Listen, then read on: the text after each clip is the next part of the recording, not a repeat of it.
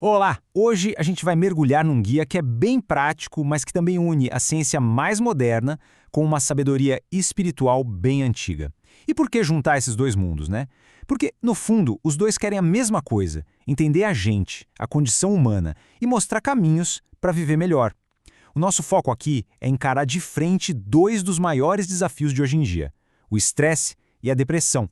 Já teve aquela sensação de estar preso num ciclo? Sabe, parece que a gente fica repetindo os mesmos pensamentos, revivendo as mesmas dores de novo e de novo, com aquele medinho constante do futuro. É uma sensação de estar encurralado mesmo. E hoje a gente vai entender por que isso acontece e o que é mais importante, como é que se sai dessa. Bom, então vamos lá. Nosso caminho aqui vai ter 5 passos. A gente começa entendendo a armadilha da sobrevivência, depois descobre a ferramenta da pausa, o propósito do obstáculo, a energia da cura e, para fechar, a prática da calma. Primeiro de tudo, vamos tentar entender por que é tão difícil escapar desse ciclo de estresse. É uma combinação, sabe? Uma mistura da nossa biologia com o nosso comportamento que acaba mantendo a gente preso. E olha que interessante, aqui a ciência e a Kabbalah mostram duas faces da mesma moeda. Do lado da ciência, a gente tem um famoso modo de sobrevivência. É quando o corpo fica inundado com hormônios de estresse. Já a Kabbalah chama isso de comportamento reativo. É quando a gente reage sem pensar, com raiva ou com medo, e acaba virando só um efeito das circunstâncias, e não a causa de nada. E agora, olha só que loucura isso aqui. Inspirado no Dr. Joe Dispenza, quando o estresse vira crônico, o nosso corpo fica literalmente viciado nessa química toda. Ele começa a pedir por mais cortisol, mais adrenalina. Isso faz com que toda a nossa atenção fique vidrada nos problemas, drenando completamente a nossa energia para criar coisas novas. E qual é a nossa reação mais instintiva quando a gente sente essa dor? Tentar fugir, claro. A psicóloga Brené Brown dá um alerta muito sério sobre o perigo de tentar anestesiar as emoções. O problema é que não dá para escolher o que anestesiar. Ao tentar apagar a escuridão, a dor, a gente acaba anestesiando também a luz, a alegria, a vontade de viver.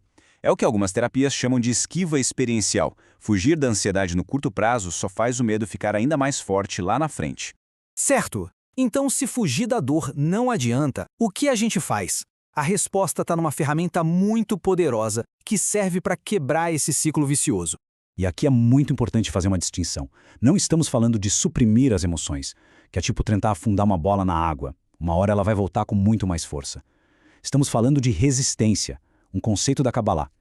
É o ato de parar de propósito os nossos impulsos reativos. Causa uma briga interna ali no momento? Sim, causa. Mas logo depois vem a calma e a clareza. E como é que isso funciona na prática? É um processo de 5 passinhos. Primeiro, vem aquele impulso: raiva, medo, tristeza. Segundo, a gente cria uma pausa consciente. Para tudo. Terceiro, a gente fecha o nosso sistema reativo por um instante. Quarto, a gente só observa a situação sem julgar. E quinto, a gente permite que a clareza, que a Kabbalah chama de luz, a sabedoria, a paz, possa entrar. Agora vamos para um próximo nível, um olhar um pouco mais profundo. Não se trata só de fugir da dor, mas de encontrar um sentido profundo dentro dela. O psiquiatra Viktor Frankl, que sobreviveu a Auschwitz, ensinou uma coisa que muda tudo. Com a logoterapia, ele mostrou que o sofrimento deixa de ser sofrimento no momento em que ele encontra um sentido. A nossa última liberdade como seres humanos é poder escolher a nossa atitude, não importa qual seja a situação. E isso se encaixa perfeitamente com um conceito cabalístico chamado Tikkun, ou correção da alma. De acordo com essa sabedoria, aquilo que a gente chama de caos, de obstáculo, não é um castigo. Na verdade, é uma oportunidade desenhada sob medida para o nosso crescimento espiritual. Então, a virada de chave é essa aqui, ó. A transformação de verdade começa quando a gente para de perguntar por que isso está acontecendo comigo, que é uma pergunta que nos coloca num papel de vítima, né? E no lugar começa a perguntar, ok, como eu posso agir com mais clareza e entendimento agora? Essa pergunta devolve o poder para as nossas mãos. Ok, agora que a gente já entendeu como dar um novo significado para o obstáculo, vamos ver como podemos recuperar nossa energia do passado para conseguir construir um futuro novo. O neurocientista Joe Dispenza explica isso de um jeito muito simples. Onde você coloca sua atenção, você coloca sua energia. Se a atenção está o tempo todo nas dores, nas pessoas, nos problemas do passado, toda a nossa energia vital está sendo gasta para manter esse passado vivo e não para curar e criar o presente. Então, para se curar, é preciso fazer uma mudança de foco. Isso quer dizer pegar a sua energia de volta do passado, se desconecta daquelas memórias doloridas e usar o foco, o autocontrole para acalmar a amígdala, que é o nosso centro de pânico no cérebro. E o jeito prático de fazer isso é cultivar de propósito emoções elevadas, como gratidão e compaixão. Quando a gente faz isso, a gente cria o que os cientistas chamam de coerência cardíaca. Isso manda sinais de segurança para o cérebro, diminui fisicamente os níveis de estresse e troca o medo pela clareza. E para terminar, vamos trazer todos esses conceitos para o nosso dia a dia com hábitos práticos que vão construindo essa força interna com o tempo. Pensa no autocontrole como se fosse um músculo. Quanto mais a gente usa, mais forte ele fica.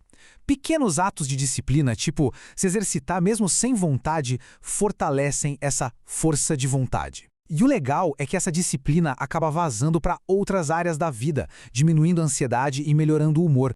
E quais são esses hábitos? Coisas simples, praticar pequenas rotinas que fazem bem, criar momentos de silêncio para se desintoxicar desse nervosismo do mundo, praticar a respiração profunda e um hábito muito poderoso que a Kabbalah ensina, ajudar os outros. Quando a gente sai do nosso próprio caminho para dar uma mão para alguém, o nosso sistema de incerteza desliga. E vale lembrar, o nervosismo é contagiante. Todo mundo já sentiu isso, né? Mas a boa notícia é que a calma também é. Ao cultivar um estado interno de calma, a gente não só transforma a nossa própria vida, mas também acaba impactando de um jeito positivo as pessoas à nossa volta. Para a gente fechar, fica aqui uma reflexão. A gente olhou para a dor pela lente da ciência e da espiritualidade. Vimos como podemos usar a pausa e o propósito para transformar essa dor. Então a pergunta final que fica é: e se aquele obstáculo que a gente tanto tenta evitar for, na verdade, a nossa maior oportunidade?